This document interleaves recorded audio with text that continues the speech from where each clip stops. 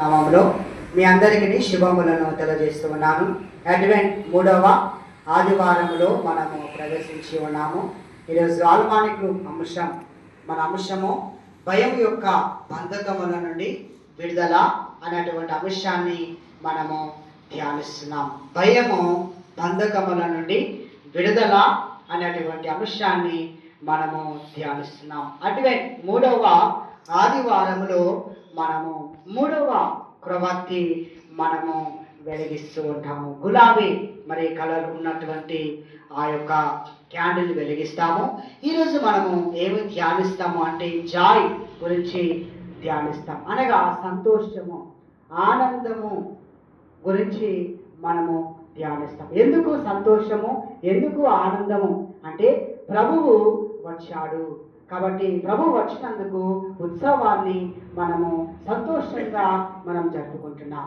అలాగే రెండవ రాకడ కూడా ప్రభు వచ్చుచున్నాడు, ఆయన తప్పకుండా వస్తాడు గనక మనము ప్రభువులో సంతోషించాలి, ప్రభువులో ఆనందించాలి. అందుకే 100 కీర్తన 2వ వచనాన్ని మనం చూస్తే అక్కడ అంటున్నాడు, సంతోషముతో యెహోవాను సేవించుడి అని చెప్పేసి అక్కడ జ్ఞాపకం చేస్తున్నాడు. అంటే యెహోవాను సేవించడానికి మనలో ఏముండాలి?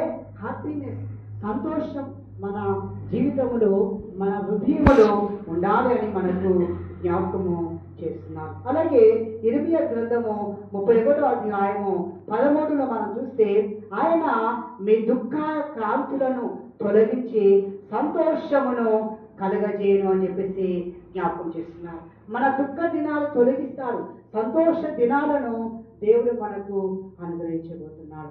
ఈ డిసెంబర్ నెల సంతోషం మనకు ఆ దీవెనలు ఇచ్చేటువంటి నెల.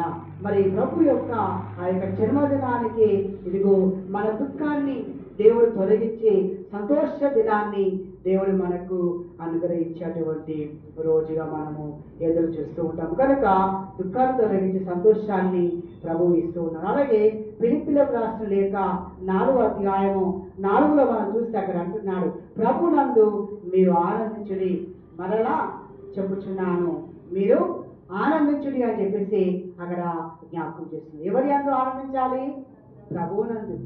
ప్రభువునందు మీరు ఆనందించండి.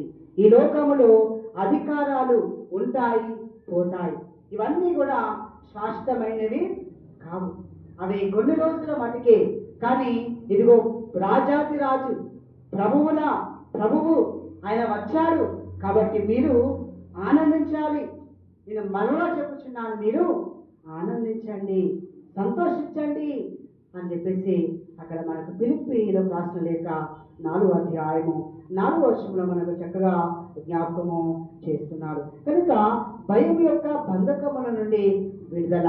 ఇక్కడ మనము యెహోషువను మనము చూసినట్లయితే యెహోషువ యొక్క నాయకత్వ భయ బంధకముల నుండి దేవుడు స్వయంగా ఈ యెహోషువను విడిపించినట్లుగా మనం చూస్తూ ఉన్నాం.